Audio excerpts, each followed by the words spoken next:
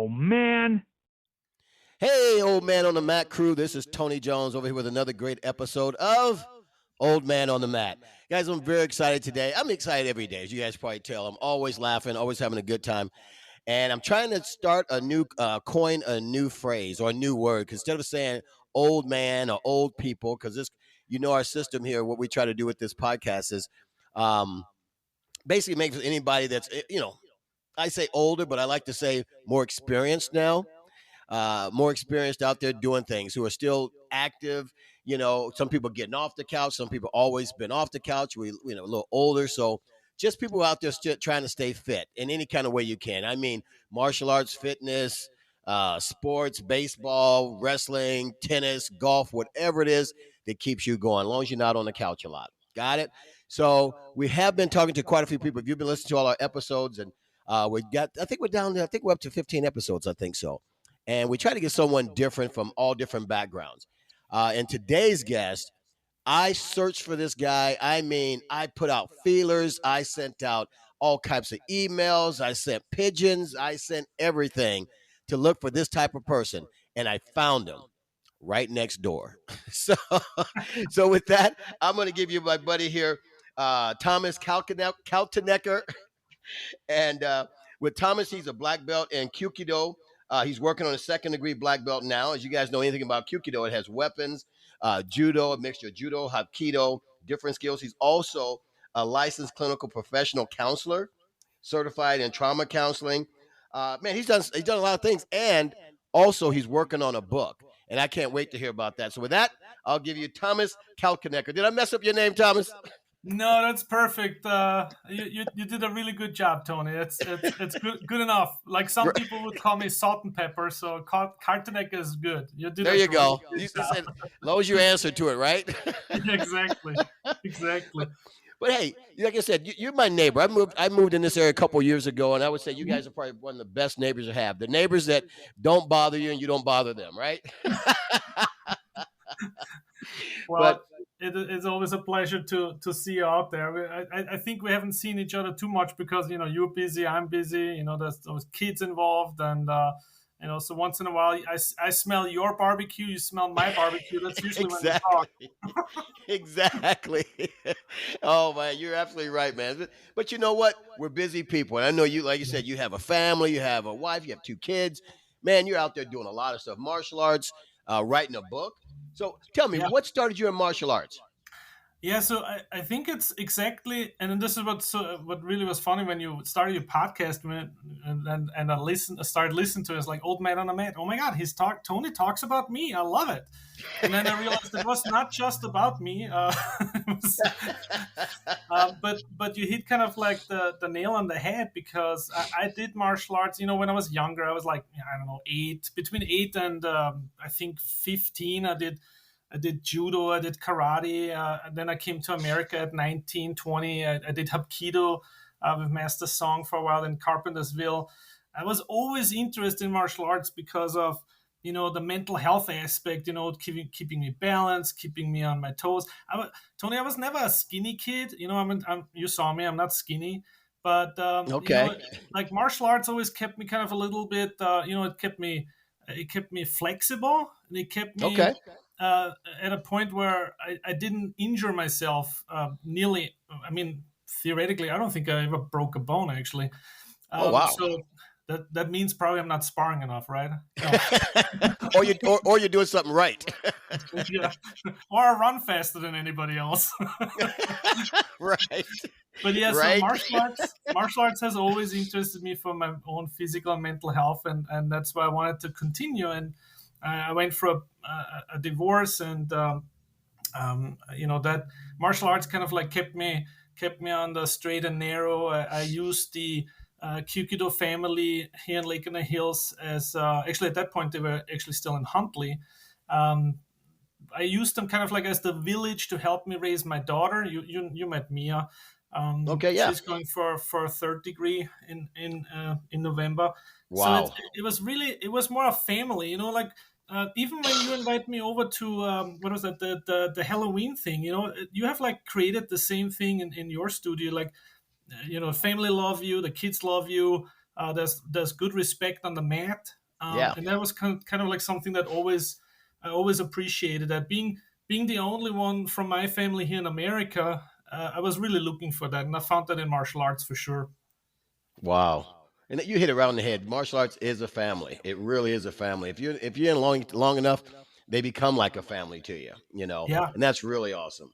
and And you so and you you you can yeah, I'm you sorry, can go hear ahead. that in your interviews too. I mean, the people you interview are beyond people you just know for an interview. They know you as a person. They know your personality. You can, so to speak, shoot the shit with them and not be, afraid of offending anybody. Which, that's just, it makes it more comfortable, and it makes it more family like. I really love that part. You're so right, and that's it. Nobody's judging anybody. Life's too short for that stuff, and that's so cool, man. Like when I saw you and your wife out there the first time I saw you guys. Oh, one of the first times I saw you guys, I should say. Well, is that the right way to say to one of the first times? Because you only do one first time, right? So one of the times I saw you guys out there, you and your daughter were doing katas or sparring a little Yeah, bit in the front yard, yeah, and I saw that. And I was like, wow, that's pretty cool, man. yeah. She almost. So I do you think guys she spar a got lot, it you pretty and your good daughter? too. Say what? Sorry, Tony. Do you and your daughter spar a lot? We certainly did. She's getting a little bit too fast and too hard on me, so I gotta tone it down. I have to play with same age people. Yeah, right. Where's that old man She's with his at least walker? I'll spar him. yeah. Hey, that's a reason why you call it old man on the mat. You didn't call it teenager on the mat. Otherwise, that's a That's right. different podcast, my friend. That's right, man. I tell you. But it's so cool. I'm starting to see. Well, I won't not say starting to see, but I see a lot of people in our age group that are really either been in martial arts forever or just starting. And Yeah, I go to true. Brazilian Jiu Jitsu out in Lake County, and I also go out in Round Lake to a buddy's place out there too. And Mhm. it's getting. I'm seeing more and more people of our age or our experience level, quote unquote, on the mats, and that's what's Yeah. so cool. Well, So I think over the years, martial arts has transformed from the typical. Oh my God, there's Bruce Lee and there's it was kind of like more a showmanship, and then it yeah, was the extreme other side was like, oh, this is always sparring, and people get hurt, and there's weapons, and that it was almost like you were a little bit ostracized when you were doing martial arts, right? right. But I think it's moving more in a what is it called, like a more of a streamlining. Hey, it doesn't matter which body mass index you are. It doesn't matter how old you are. We'll help you. We'll help you change the training to your fitness, level, and then we work your way up. And I think that's where I really love our systems here in America. They're a little bit more, I want to say, forgiving about age and body mass, and how heavy you are, because in Austria, when I did judo, it was like only police driven. The only people teaching were police officers. So Oh, if you really? were a chubby kid, man, you were going for a phase of bullying first before you even were on the mat, right? Really? So, Wow. and if you, I don't know, if you look at our dojos, everybody's welcome.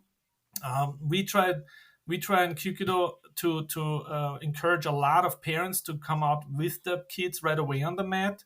Yeah. And it's just fun. I think it's a fantastic stress relief. Yeah. Besides, I know you like pew pew too, and I do pew Oh, pew yeah. too, and that's a great stress relief too. But every bullet that goes for the barrel is another dollar. It's So expensive. yeah, so sometimes just being on the mat for 45 minutes and sweating and having that dopamine level checked up for a couple hours afterwards is cheaper than going on the Yeah. range for a half an hour.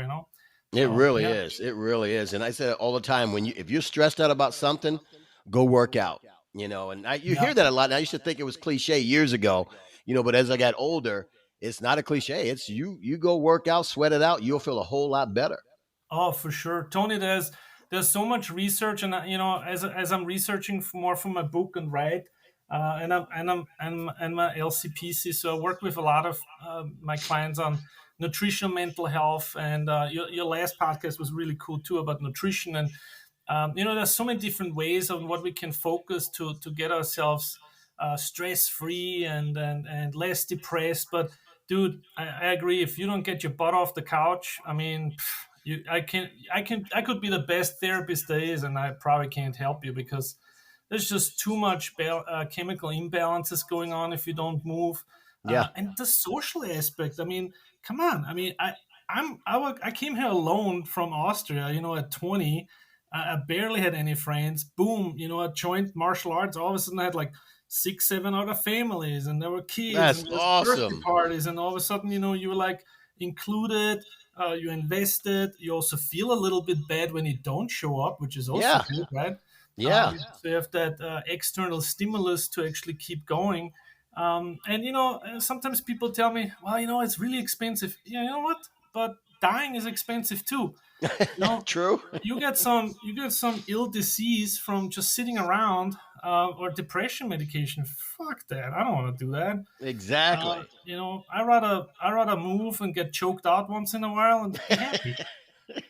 It's very therapeutic. It really is, man. It It is. It is a very humbling situation too. it really is. And, you hit the nail on the head. You said about, people say, "Well, I can't afford, it's too expensive." But I always believe, people can do whatever they want to do. You know what I Yeah. mean? They say things are too expensive for fitness, but I guarantee you, some buddies call them up. Let's go drinking tonight. Half of them, they'll find that money, spend $200 in a night drinking. You know, Sure. Yeah. so it's Yeah. just about cutting things out and get your priorities right. Yeah.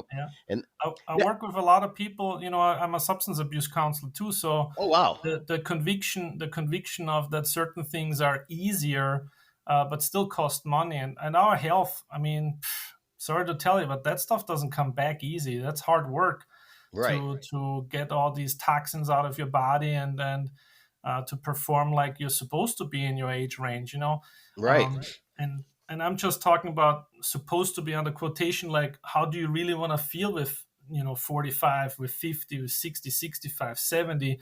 You look at our grandmaster is still alive. In his late 80s, he's still teaching judo classes. There's a reason why he Yeah. can't do that. And then I look at some of my, sorry to say, but some of my relatives, and they're in the late 70s and they can't move anymore. Oh, I'm in the Um, same boat you are. I really am. I yeah, see the same thing in families. Yeah. Yeah. yeah, and I don't want to be honest with you, I just don't want to end up like that. My plan is to chase my fucking grandkids around. Oh yeah. you know? Exactly. Well, the Bible says 120 years, man, and we're dying off at what, 60 and 70, man. Yeah, it's crazy. It's crazy. And the Yeah. mental health can help either. The levels of depression with our teenagers. We gotta Oh, get these kids to do stuff like that and get dirty, get a little bit bloody, and put you in the sweaty and get on a mat and get some of this uh, pushed up aggression and anxiety out of your body in a natural way. oh Instead of yeah. I mean, when I was growing up, that was the thing to do. Your parents, like get outside, go play outside. They get you outside. But now kids are stuck in front of their phones, playing video games and all this other stuff all day. I don't yeah, understand it. I don't yeah. understand it. I just remember us, and I know we sound like as our parents were when we were that age. Our parents are like, "I don't understand you young people nowadays," you know, and I don't When I understand was them your now. age, But I walked to the school in 4 feet of snow. And I'm that's like, right. yeah, I did that too. Never mind, right? That's But right. Uphill both ways. yeah, the conversations I have more often with parents nowadays is like that whole thought of insecurity, right? Oh no, I can't have my kids go alone to the park, and Yeah. and I was like, and then I'm usually saying, well, then sign them up for martial arts and not for gymnastics or dance, and Yeah. then do some or go to a shooting range when they're teenagers and go for classes with them if you're really so worried about your neighborhood being so bad. But I mean, these are all these anxieties, we create and we push them on our kids, and it's just not fair. So I That's think as true. more people you can get around you and rally for you and be there for you, and I know you even travel to out of state to help your teams out. Yeah. Yeah. You're in Vegas, right? So Yeah. I mean, that's like so cool. I mean, you can't create this any other way than with being interested in a hobby that really is physically and mentally healthy for you. Oh, without a doubt. Without a doubt. And, not just with the kids, but as adults, you get out there, Yeah, I have a group of friends that are in martial arts and we spend quite a bit of time together. And it's nothing like that, off the mat, those bonds you create because you're on the mat fighting all the time and getting better with each other and growing together that you're able to communicate outside the gym better, I think, you know. Yeah, I mean, I can spend with clients a whole lot of time on dialectical behavior therapy, skills on Dear Man Give Fast, which is one of my favorite. But how do you apply it? I always ask them, it's like, okay, there's the worksheet. We did the dry run. We talked about it. So where do you apply it? I was like, well, I don't know. Well, okay, well, maybe with your partner. Yeah, maybe. Or who else do you have? I don't, not really anybody. It's like, see, I don't have that problem. I wanna learn a new communication skill or try something new. I can just go on the mat and try it right there with my buddies.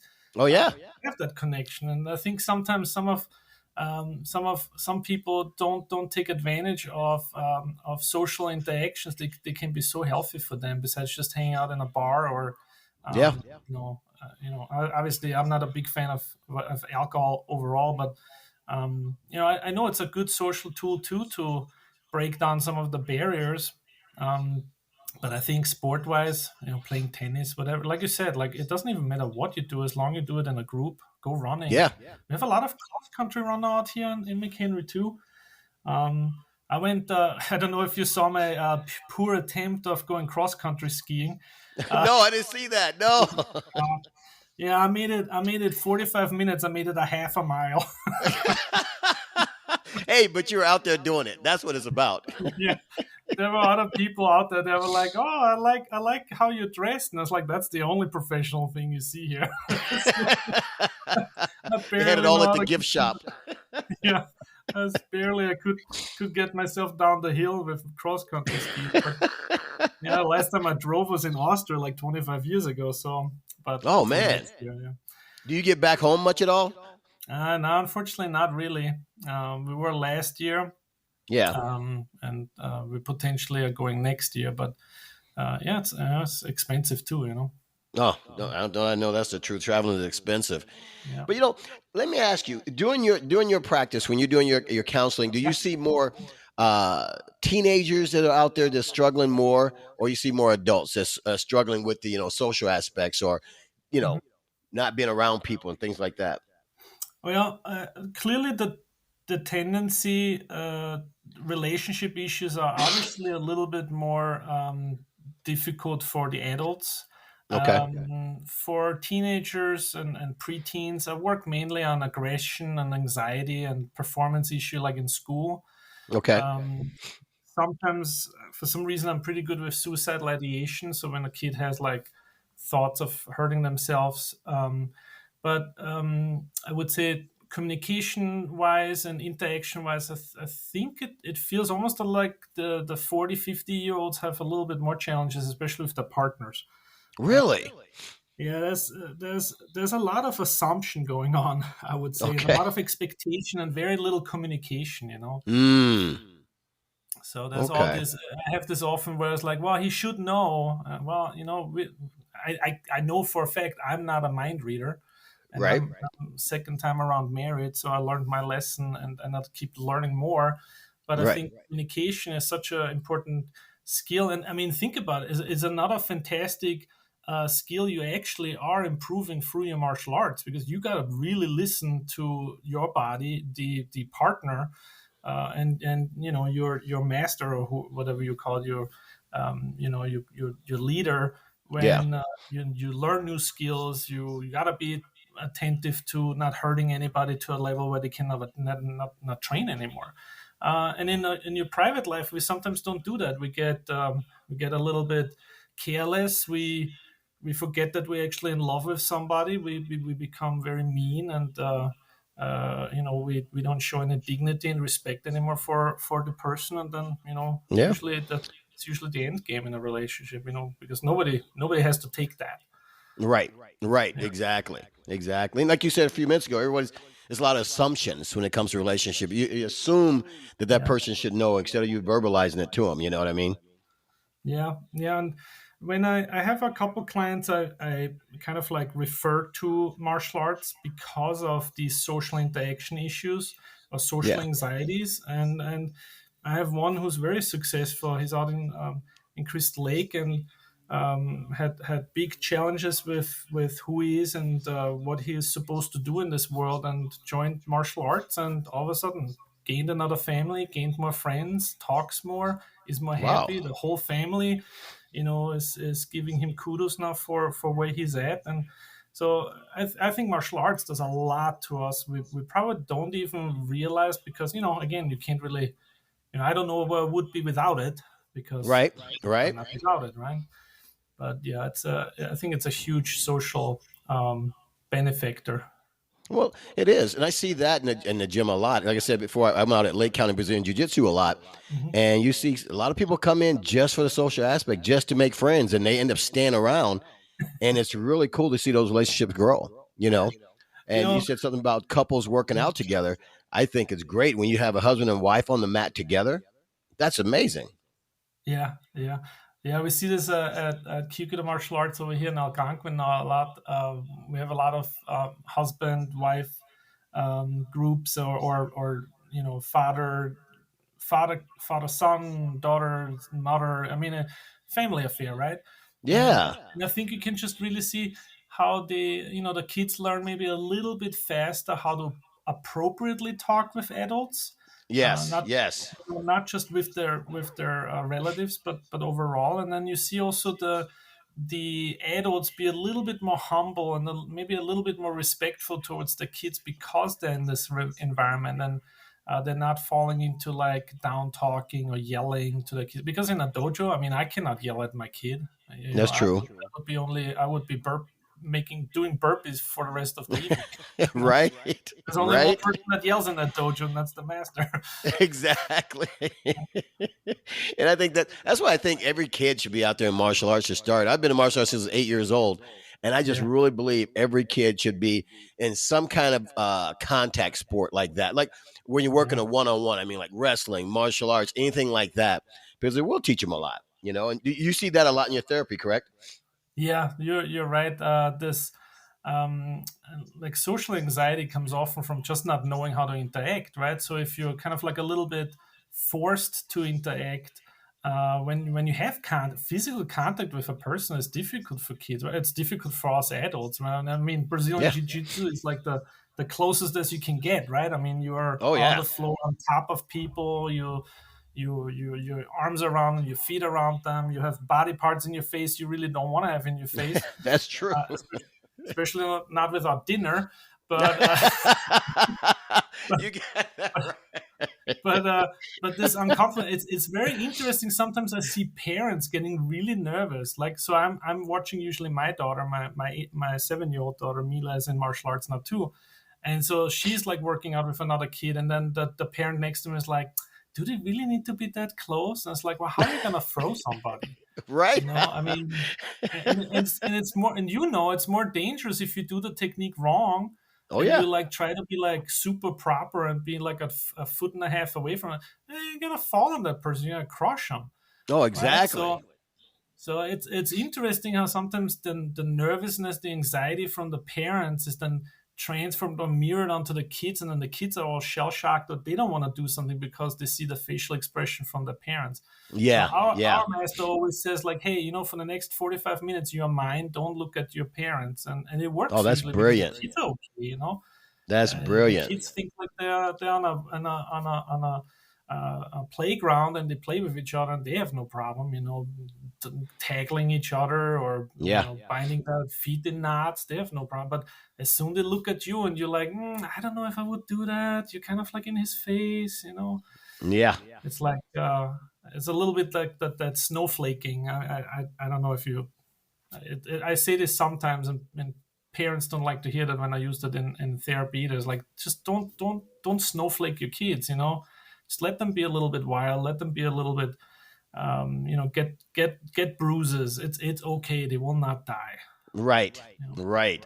With the way we were, I'm sure you and I are probably in the same age group. So when we grew up, man, that's what you do. Rub some dirt in it. You'll be fine. Stop crying. Get back out there. And now Are you parents are kidding, just Tony? coddling their Crying? kids. My What's dad that? pretty much said I should not come home when I'm crying. Right. Don't come in here. Go away.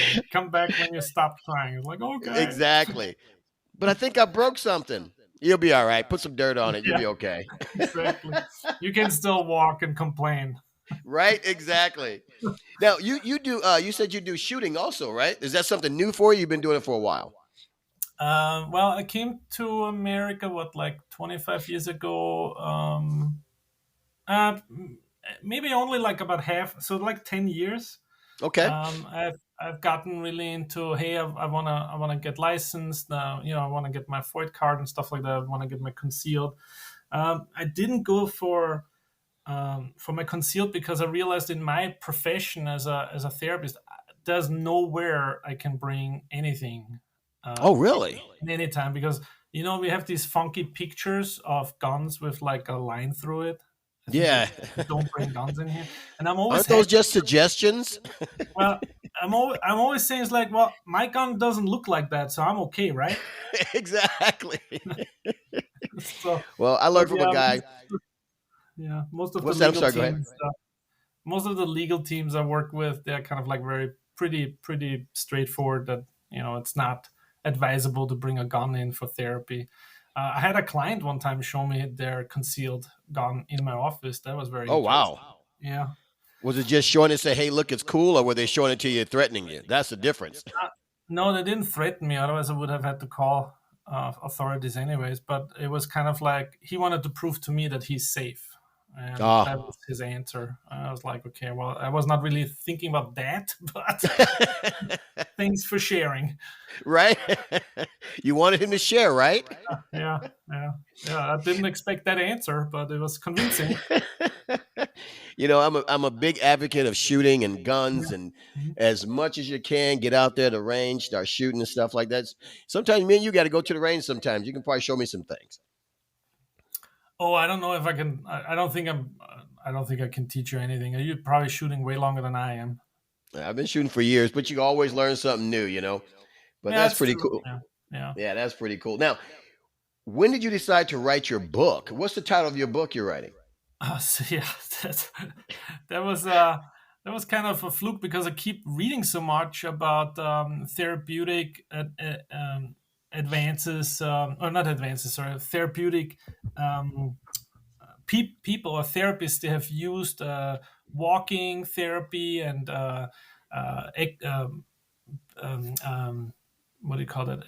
Movement therapy, right? And there's something called action therapy, which was around for years. So they mainly did this with inner city kids, and they brought them out into the wild and kind of like did therapy with them out there. But Okay. I was like, man, martial arts is such a good therapy for me. It helped me through my divorce. It helped me through raising my child, and I was like, you know what, this is really cool. I gotta read more, and I found a lot of research from Europe, especially Polish, a lot of Hapkido studies with martial arts, a lot of karate studies in Japan about aggression levels down and with teenagers. So there was so much stuff, and I was like, you know what, this is gonna be fun. I want to write a book about how Kyukido has helped me and how it's helping some of my clients. So Yeah, I want to write a book, and I call it Sweat, Mat, and Therapy because that's awesome. that's That's what it is. awesome. It's a lot of sweat. It's on the mat, and once in a while, it's also therapy. It's not always Once in a while, you mean every day, I mean, it's because you leave it's a probably mat not. sometimes. You Yeah, it's. I mean, it's not always therapeutic. You know that too. Sometimes it's just sweat. There's a But lot of sweat, yeah, and it does help your ego. That's for sure. That is for sure. yeah, it put Now, me in my place pretty well. So I'm glad that I do it now. now, does Mercedes like you working? That's your wife. Does she like Yeah, you doing martial arts at all? Or yeah, I'm pretty sure she found some benefits in that too. Health wise. You know what I'm saying? yeah, I do. About being I a little do. bit more flexible and not always like in pain. So come on, Tony, you don't have to ask me this question. I'm a I get European. it. Do you want to you I want to get get the it. whole picture? Can I you think draw a picture for me? yeah. Is your podcast PG? It is not. It is No. not.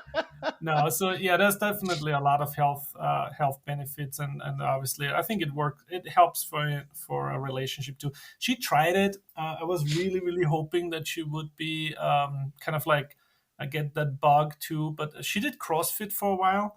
Okay. She's currently not really looking into any kind of fitness endeavor nor martial arts. She likes watching, Mila, and she comes to all the major things me and I have. But other than that, she's currently not really interested. If I That's can okay. change that would be awesome. I actually wanted to get her to start with you with the what is that called? Ah, The kettlebell. Brazilian Jiu Jitsu. The which Yeah, one? the kettlebell you did Oh with yeah, the fitness kettlebells. Yeah. yeah, kettlebells. Kettlebells are very good, man. I do those things every day. Kettlebells are a great workout, and she would love it. She would love doing kettlebells. Does she like doing exercising and fitness and things like that, or? Yeah, she kind of stopped. So yeah, I don't know how to. It's like one of those things, when you're the husband, how do you introduce that properly without? You don't. Yeah, I, my first marriage, I learned the hard way. You don't, don't talk about Bruno. right? Yeah, it's sometimes it comes up, because I'm obviously concerned about her health too. We both get Yeah. older, we're the same age. I She think didn't, I thought she was way younger than you when I met her. I will tell her that she will love you for that. I gotta get neighbor points here, man. Yeah, you get another point. Yeah, That's awesome. but yeah, at What? 47, I think you have to look a little bit for your health, right? I Yeah, mean, you have to. you do a lot of walking. We did this for a while. I hope I get her back into it. So we Yeah. have our big ass dog who likes to walk around too. So And we have a great neighborhood for walking. I love it because right there by the park and Sunset Park and all that stuff. This is a great neighborhood to walk, man. I see everyone walking out there. yeah, and I mean it's so safe here too. It's like, I've never had any problem here since I live here, and I lived before in Hillsborough Lane, so like a couple streets over in the other direction. And I mean, I'm here for 25 years. I wouldn't want to go anywhere else, to be honest with Yeah. you. It's a very safe. I know sometimes when it's hot outside at night, if I can't sleep, because I don't sleep very well anyway, I'll get up in the middle of the night, like 12, 1 o'clock in the morning, and I'll go for a long walk. And a friend of mine said, "Man, aren't you afraid out there?" I'm like, "Dude, I'm the meanest thing on the streets over there at night in Yeah, this town. I don't No think one bothers you." I don't think anybody bothers you. Even when there's kids out there, teenagers, they're not interested in that kind of trouble like you see usually in No, the inner city, or where they're just really being idiots. not at Um, all. and Not at all. in our cul-de-sac, especially, you have really a lot of fun neighbors. There's usually something going on anyways in the Oh, evenings. everybody. I love this neighborhood, man. This little cul-de-sac, everybody's friendly. I hear the music down the street from the neighbors, and I'm like, yeah, go right ahead. Do your thing. It's a lot of fun. Which part is it today? Austrian, Polish, or Mexican? I'm on my way. I'm on my way. I smell that barbecue from Tony's place. Let's That's go. right. That's right. Oh man. Now also, Yeah. you do a podcast too, right? Oh yeah, yeah. I tried to dabble around with that. So this was a completely different program. So I don't know if you know Tony, but my previous life I was actually also a culinary educator. So I was a chef for a while, and then I worked for McHenry County College in Elgin, Kentucky. Wow. So I was been teaching cooking for 15 years here. Really? Yeah, that was the reason how I got here. I was an exchange student with ECC in the culinary arts program, and then I ran their hotel motel program. Then I worked for Robert Morris University, built their bachelor's degree in hospitality. So that's kind of like that was my bread and butter for a long time. So the Wow. podcast actually came with right around COVID. I realized that a lot of my culinary friends and ex students from culinary really struggled with substance abuse and with depression and suicidality. I lost a couple friends. We had Oh my some high gosh. profile chefs, dying by suicide. And then I read studies. Anthony Bourdain. Some Yeah. of the famous one, Charlie Trotter, although that was kind of like ruled a heart attack. It was really weird because all this stuff comes together, and then I read about a couple people in Europe who lost Michelin stars, and literally 2 weeks later they were dead, and they Oh were my all in their gosh. 40s, 50s. And then, so I'm digging a little bit more. Again, I'm digging too much, right? I'm like fucking always reading. I'm like, fuck. It's a I, good I problem to just have. want Keep reading. just want to be dumb. No, I'm just kidding. Uh, I don't watch the news, but I research that kind of stuff. But it led me to believe that there's actually kind of like a niche for a podcast to just invite culinarians, hospitality people, from boss boy to executive chef to, hey, listen to this podcast. Listen, there's help for you. And I created a program which is called 86th, and 86th in the culinary world is also utilized as a sign for something is out of. So when you hear Oh, like someone say, "Oh, 86 broccoli soup," then they're out of broccoli soup usually. So it's a wha- it's an endearing bow to the hospitality industry and for those who know about it. And wow. so I created a program about dialectical behavior therapy and some CBT. It has 7 modules, and it's very much uh, a self-driven training program, which hospital industry can purchase in, or they can just hire me to come out to present that. Yeah. And the podcast was kind of like, well, it's like, how can you best advertise something? Well, do a podcast, right? And so I got Yeah. a couple chefs together. I did 3 interviews, and I'm a little bit stagnant right now because I was already overdue for January. But I Okay. have another chef coming who's interested, so that might be soon, another podcast out for that. And then I did a couple short, like I think you call them too, like shorts, like where you just talk for like 30 minutes or 25 Yeah. minutes about specific techniques. And then yeah, and I kind of like just want to explain what I do and how quickly it can be done. Kind of like, I don't know if you do, like, I don't know if you did one of those. So for Pew Pew, you maybe have done a first aid course for like for injuries, for shooting injuries, right? Yeah. So like, how do you Yep. stop Yep. bleeding when it happens, right? So it's kind of like that. It's almost like a first aid course for hospitality industry leaders, or also again for boss boys, to recognize, hey, this guy has a problem. He maybe is drinking too much or he's high. What's going on? A quick assessment. How can you help them without much judgment, without making the person hurt more, or being ashamed and guilty? And then where do we go from there? And it's not about teaching anybody how to be a therapist. It's more about that first awareness and doing the right thing, because Right. somebody gets shot next to you and you're like, oh shit, that looks bad, and you're not doing shit, that's Right. not that's not beneficial, That's not right? helping anybody. Yeah, You're it's like, oh right. my god, that looks really terrible, you're bleeding a lot. You don't want to do that, but I don't know I what don't to want help to you with. touch that. You should stop bleeding now. Yeah, you should stop bleeding now. So, but in mental health, a lot of people do that, right? Look around. I guarantee you, even sometimes maybe if in your dojo, you might look at somebody and be like, do you need to talk? Is everything okay? What's going on at home? Because you will have that facial expression of somebody who Yeah. just got bad news, or like you and I, we both went for this stuff. Their relationship is not where they want to be. They're afraid of financial issues. Their son or daughter just called them a name, and you Yeah. can tell that people suffer from that, and it's not everybody has the skill level and the ability to really talk about that. That's I mean, true, man. I mean, A my lot of first people. divorce definitely was based on well, not just on mine, but primarily on my bad communication skills. I did not say what I really need, and I didn't get it, and then the only thing out was like, well, I'm gonna leave. Right. Um, Right. you know, Well, you learned as you so went. So after it's over, so yeah, you learn for the next time. yeah, and hopefully you learn faster this time. Right? Fingers crossed. Fingers crossed. Yeah. But I tell you one thing I realized, and I'm seeing a lot.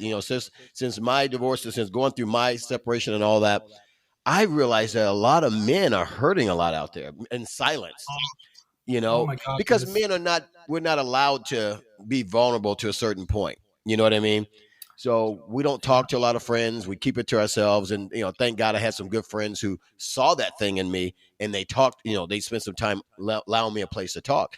And I think a lot of men need that, and women too. But I think, a lot of men need that. I hate using this phrase. Oh, don't quote me this, but safe place. Ugh, I hate using that anyway.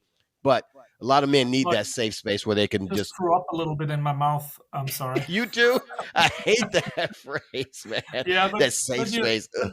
but you're right. You know, and our safe space looks different. It could be the shooting range. It could be the mat. Yeah. You know, between being choked out. That it could be. You know, I know you like to indulge once in a while in a good drink too. Oh It yeah. could be at the bar. You know, our safe Yeah. spaces could be anywhere. But I definitely agree with you. We still have the stigma from how we maybe got raised, how our environment was dealing with us when Yeah. we were in pain.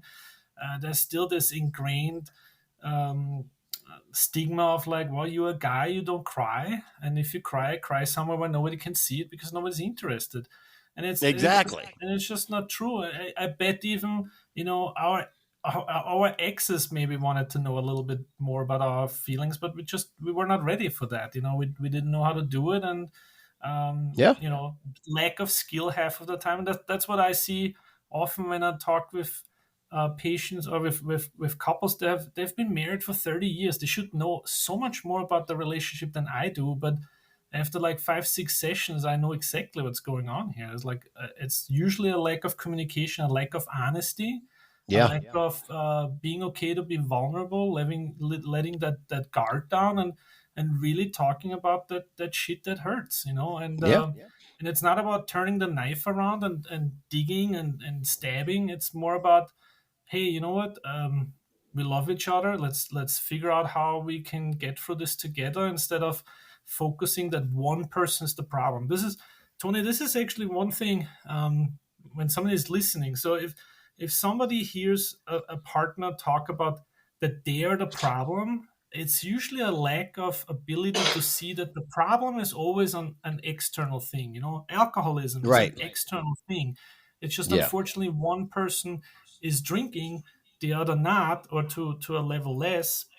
But we attack the person, right? We attack them personally. Oh, you suck, and you always fuck this up, and you always drink and then you scream, and you never do anything when you're drunk. But in all truth, if you take the alcohol out, how are you going to talk with that person? That's You true. know, you're still going to yell at them, still going to be disappointed because you have not really learned how to show appreciation again. You have not learned or have lost the will to love or to give in or to lean in. And yeah, I see this unfortunately a lot with couples. Mhm. Oh man, see that's sad though. It really is. It really is. And you've come from that. I came from that, and I know other people who's in that situation now come from that. Lack of communication in any kind of marriage or any kind of relationship is really that's really sad to see that. It really Yeah. is. That's why I think martial arts again, you know, to go full circle. I mean, I don't know how much communication you guys have on Brazilian Jiu Jitsu, but I'm pretty sure.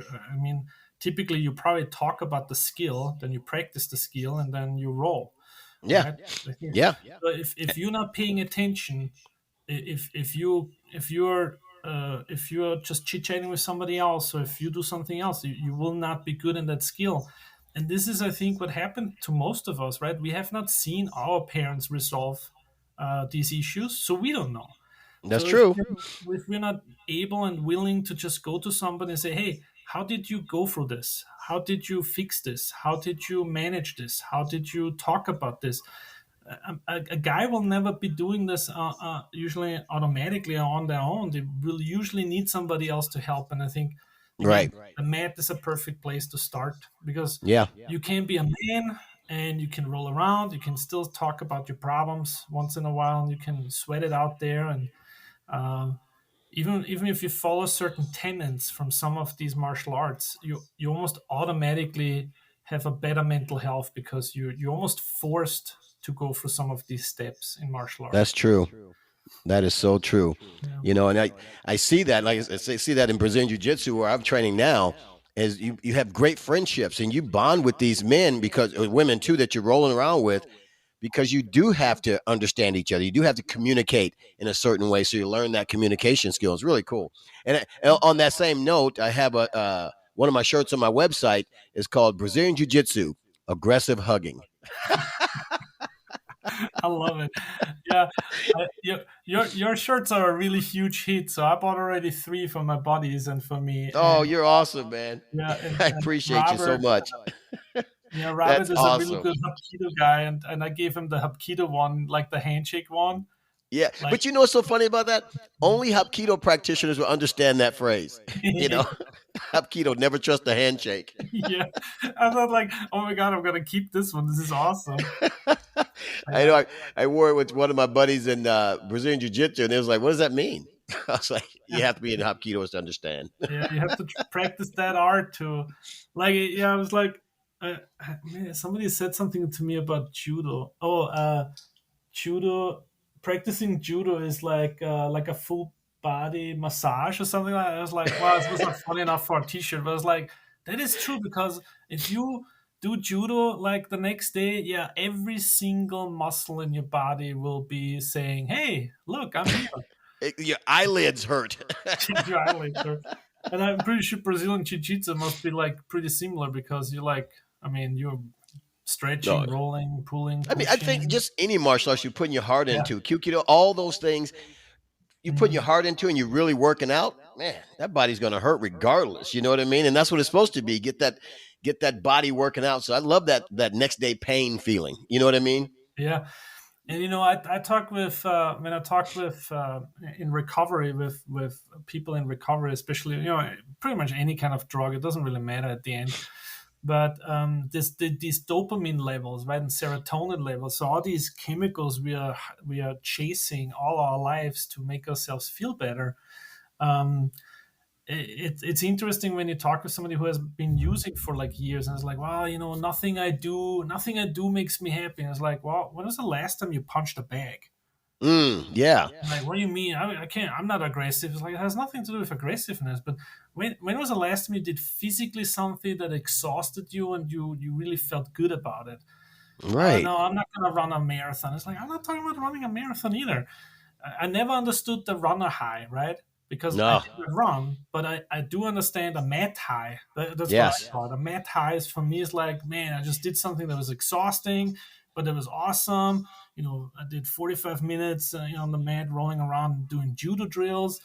Everything hurts, but man, I feel like I can rip out a tree right now. Oh yeah, exactly. It Right? feels And you're just amazing. happy, you're smiling, you're sweaty, and it just doesn't go away for a while. And to try to teach that to those who suffer with these kind of things, or who think that they can only get that happiness by making somebody else miserable, Yeah. that's one of my biggest jobs right now. To stop this insane thought that I have to down talk to you and make you feel bad that I feel better. No, go to Right. bed, go work out, go swim a couple lanes, whatever it is, go bicycling, for crying out loud, or just walk for I Just mean, do something physical out there. yeah, yeah, get that dopamine level leveled out. God bless, our brain is really good with that. So I mean, it can take anywhere between 6 weeks to a year, depending which kind of drugs you have been used. But there is a chance for it to normalize, but not if you keep using and chasing it, right? Oh So wow. You yeah. never knew that. I never knew that, about drugs and it's like that. Well, I'm glad I never knew that, I guess, to understand Yeah, I it. mean, the half life of some of these drugs. I mean, think about it. It probably, if you don't, and not, don't quote me that I told you you should test it. But Tony, if you Right. if you drink different alcohol, you feel different. Yeah, that's Some true. other stuff impacts you more than others. You can put down a couple of beers and you feel just okay and happy, versus if you do that with maybe a couple you know glasses of I don't know, whiskey, you might feel a little bit different. So it's That's it's true. it's it's very similar with any kind of other substances, that the impact on dopamine, serotonin, the chemical household just can be really jacked up.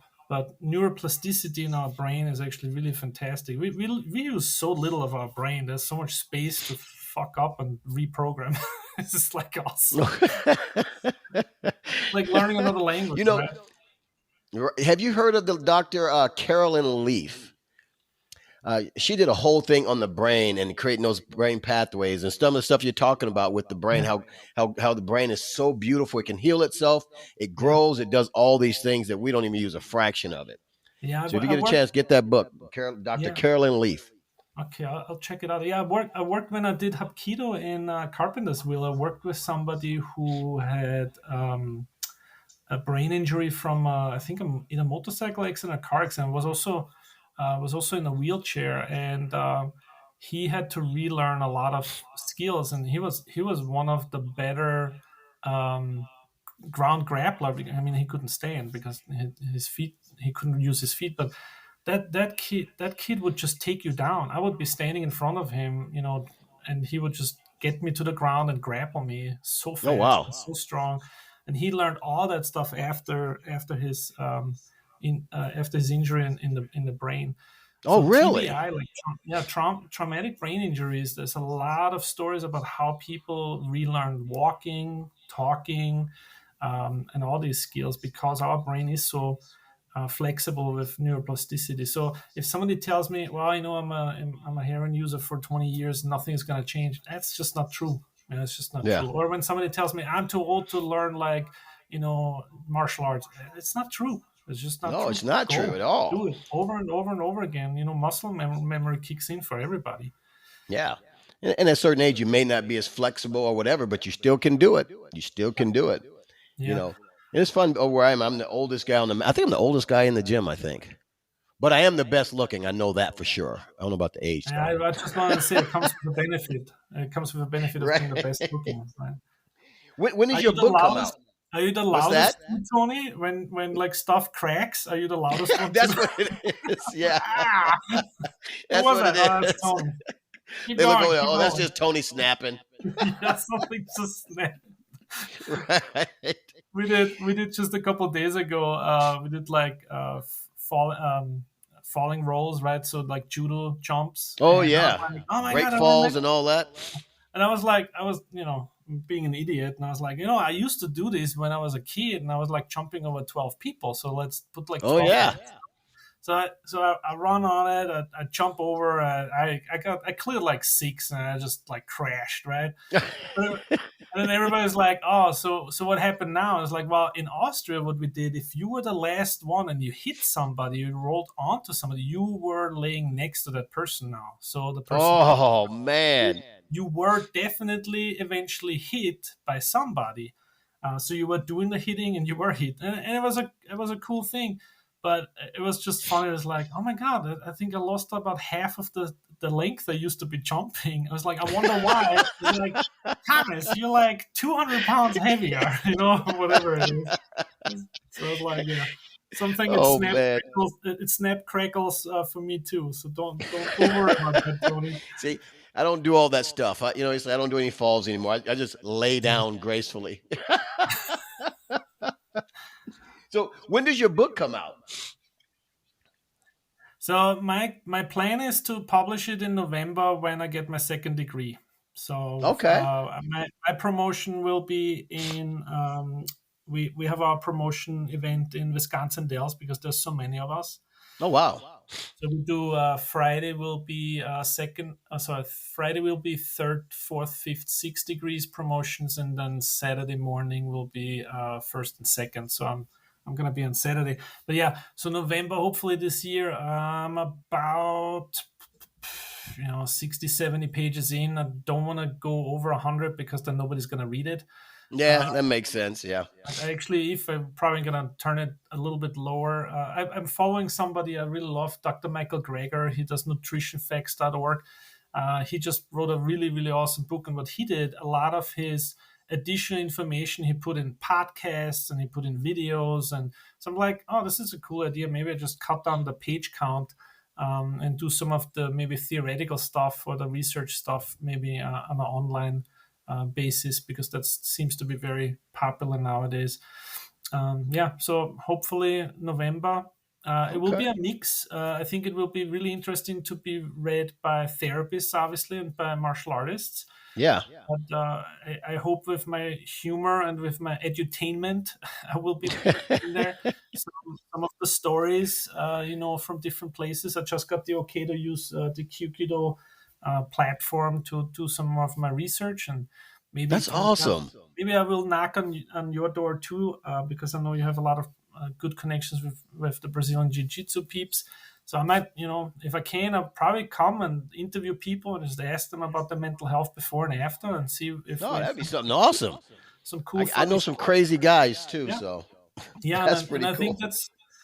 that's really what I want to do, so that the world kind of knows that there's a lot more to it in martial arts than just mimicking Bruce Lee, or I don't know. It's, well, for me it was Bruce Lee, right? The Uh, same here as Bruce Lee and the Kung Jack, Fu Theater back in the day, Jackie Chan and watching all Jet those. Li and all these Now, movies. I I mean, I know was also you always do like, oh my god, I holistic want to do counseling that. And too, when I start right? doing that, I was like, oh, this is not that easy. you know. Yeah, so holistic. I got a certification in nutrition, mental health, and in movement therapy, which is mainly trauma-based yoga. Not trauma-based, Okay. sorry, yoga for trauma. And so yeah, that is some of my approach. I'm more of an active therapist. I don't like to be stagnant, so I also meet with patients sometimes to walk. Okay. Wherever they're closer, like sometimes in Woodstock or in McHenry, works really well for teenagers who are like anxious and depressed. Um, Okay. so yeah, that's like a big part of my therapy too. Is like that I meet the patient where they are. I usually don't have like a cookie cutter answer for anybody. That's pretty cool though. That's Yeah. pretty cool. Now you talk about nutrition in that also. Any kind of specific nutrition that you would throw out there where you think that martial artists should be, have in their system or something like that? Well, Tony, to be honest with you, I'm a little bit biased, because I've been mainly vegan for several years now. I do cook a lot of meat for Okay. my family still, and I do cheat once in a while. But I definitely see a lot of benefits on vegetarianism and eating as much vegetables as possible. Okay. Lactic acid in your body is really not something you want to have when you work out a lot. So if you stay away from dairy products, that's pretty beneficial. Most of the stuff, and I'm very careful because I don't want to like get any hate mail about this stuff. This is really a Yeah, personal. everybody's got their opinions on something. Yeah, yeah, So, that's true. Mine is really just an opinion too. Um, but it has made a big impact when I stopped drinking milk, when I didn't eat cheese, and my recovery rate from martial arts is, I think, for almost 50 is pretty good, because I don't use any Advil anymore, no Tylenol, I know nothing. oh, I really? recovery very, very quick from martial arts, and um, I sometimes feel like a little bit. Tony, do you remember those GI Joe figurines? Yeah, yeah. Yeah, so sometimes after martial arts, I feel like somebody pulled my legs out and then snapped them back into my hip. Yeah. Yeah, that's about all the pain I have usually. So Really? yeah, I can only tell you, you gotta try it and see if it works for you. I can't really prescribe you the receipt there from a doctor's standpoint, but there's a Yeah. lot of research about. I watched the movie Game Changer.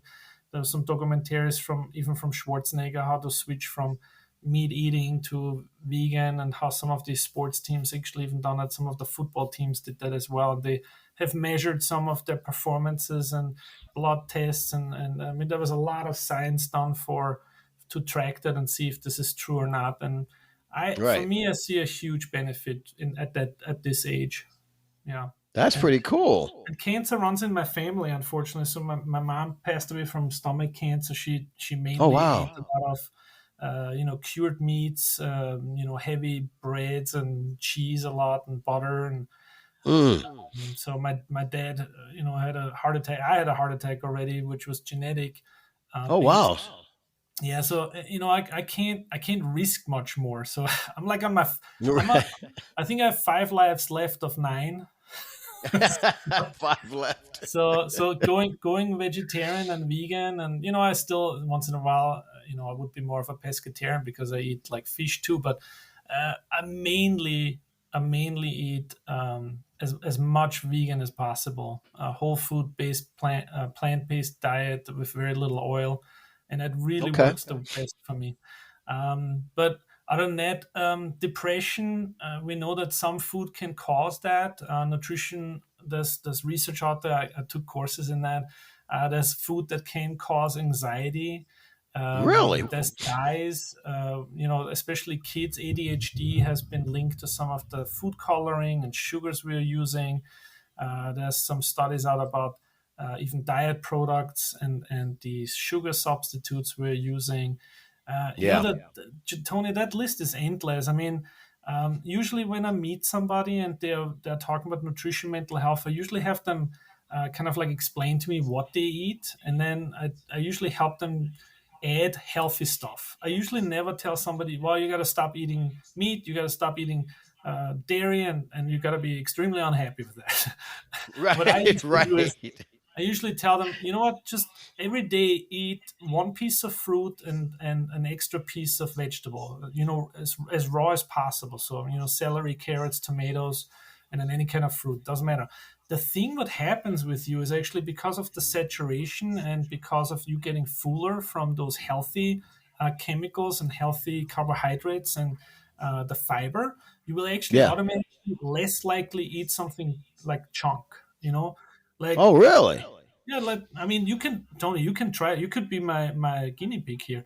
When you Sure. when you come home next time, just I don't even care if you eat something or not. But when you come from the gym or from rolling, eat one piece of fruit, like an apple or an orange, and see how Okay. that alone impacts you throughout the week, right? Really? Okay. Because I'll sometimes give it a in our shot. age, sometimes in our age we have other issues, right? We can't go Right. pooping every single day. We pee way too much. We are Yep. constantly up at night.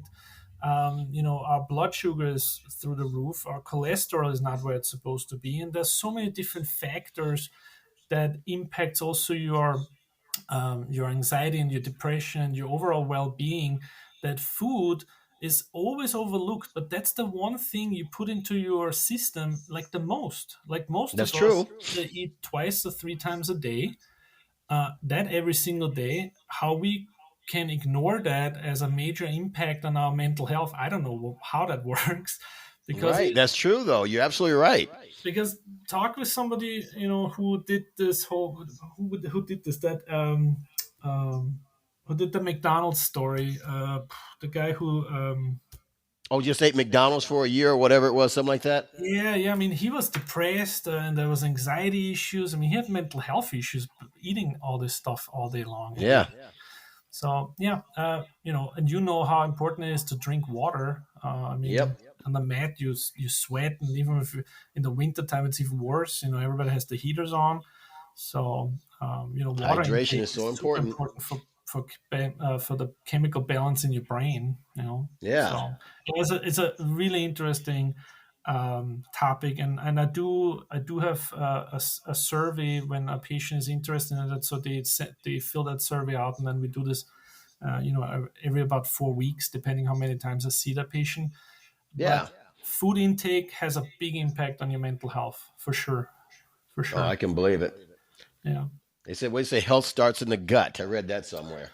Yeah, well, I don't know if you ever heard the person who says that a six pack is not made in the gymnasium; it's made in the kitchen. It's There's made in there's the truth kitchen. to That's it, right. right? Because we can work out whatever we want. Actually, theoretically, the six pack is there, right? That's the problem. Right. It It's is just covered there, up everything else with it. covered up by all that investment in beer and wine. No, I'm just kidding. Exactly. But a good investment. No. Good investment if it's aged to perfection. Right. Exactly. Yeah. Exactly. Hey, that would Oh be a man, cool Thomas, shirt. That would be a cool I put that shirt. on a shirt. Skills aged to perfection. I like it. I'm gonna steal it from you, and I'm gonna say I Yeah. came up with it. That's awesome. Go ahead. You know what? I buy that one. I buy it. That's awesome, Thomas. I tell you, this has been awesome getting to know you. Honestly, I didn't know a whole bunch of stuff about you, and that's really cool with everything you're doing. You're giving back to the martial arts community. Well, before we end here, how can people Yeah. get a hold of you? Oh, so through Salt and Pepper Consulting, there's a webpage out, Salt and Pepper Consulting. I'm on Facebook as well. That one is my counseling office. I'm found also on the Psychology magazine, Psychology Today magazine. Um, Okay. I do believe I'm still on Spotify with 86th, and I'm on LinkedIn, or you just talk with Tony and he gives you my phone number. No, I'm just kidding. My email address is sltnppr consulting at gmail.com. That's snp, also sltnppr consulting at gmail.com. But again, I'm easily found on the internet, Salt and Pepper Consulting, or my last name is Kaltenecker. I will remember that too. I won't mess it up Yeah. next time I say it. No, that is okay. I'll take it. At least you didn't call me German. That would be more. That would be more Then there would have dangerous. been a fight, Yeah, I would be over at your house in no time. No, I'm just kidding. right? That's why I got my doorbell ring. I won't answer it. Yeah. No. You see, you're doing a lot of pew pew. No, I'm not gonna kick your door in. That's for sure. A smart man, right? Yeah. Thomas, This I is tell why I you, this love has my. been. What's that? That's why I love our neighborhood. That's right, exactly. Very quiet and peaceful neighborhood. Everybody respects Very each other simple. out there. I love it. Yeah. But I tell you, this has been great, Thomas. I appreciate you so much. Can't wait to do it again. Hope we can do a part two, especially since when your book comes out. I would love to hear more about that. But guys, this has been Thomas. I'm gonna say it. Kaltenecker. Did I get it right? Hey, thanks, Tony. Hey, I got it right. Oh man. But hey, I appreciate you more than you know. Old Man on the Mat crew, I appreciate you guys. Thank you so much for all the support you guys have been doing us with our website and our shirts and just supporting our system here. And I tell you, and I love the feedback you guys are giving me. I really enjoy the feedback for each episode. So when this episode goes live, please give us feedback because I want to know what we can do better here, what other type of people want to have on board. Come on and talk to us a little bit. But with that, guys, I really appreciate you. I love you more than you know, and I will see you when I see you. Thanks a lot, Thomas, and we'll talk to you soon. Thanks. All right, take care, brother. Bye. Bye.